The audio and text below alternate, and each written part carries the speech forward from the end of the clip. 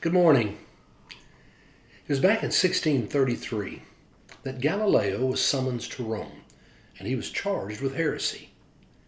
You see, he had been studying the heavens, and he had decided that he could prove mathematically that Copernicus was right, that the earth and the moons moved around the sun rather than the earth being the center of the universe and the sun going round the moon.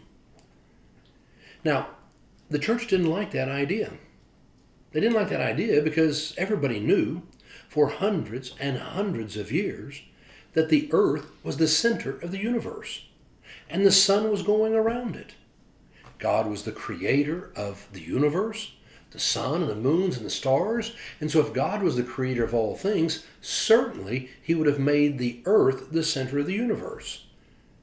And now Galileo was saying, no, the sun is the center of the universe. The church didn't want to hear that. And so they called Galileo to Rome. And they took his books and they put them beside him and said, you need to recant. You need to take back that what you said about the earth and the sun was wrong. Or we're going to burn you at the stake. Now Galileo was a brilliant man.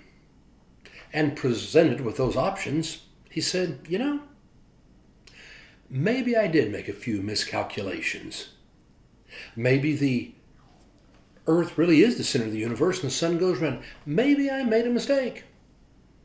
And they said, okay, you're smart enough, we're going to let you live. And they sent him back home, under house arrest. He would live there for the next 9 years. And for the next 9 years, he could not teach, he could not have students, he could not publish, but at the same time he kept looking into the heavens and making his calculations and writing everything down. And it would be published after he died. Now you and I know that Galileo was right and the church was wrong. The sun is the center of the universe, and the earth and the moon and everything does revolve around it. And the church did know that in the end. In the end, the church did know it and did apologize in 1992. It took us 350 years to finally come out and apologize and say Galileo was right and we was wrong and he should not have been condemned as a heretic.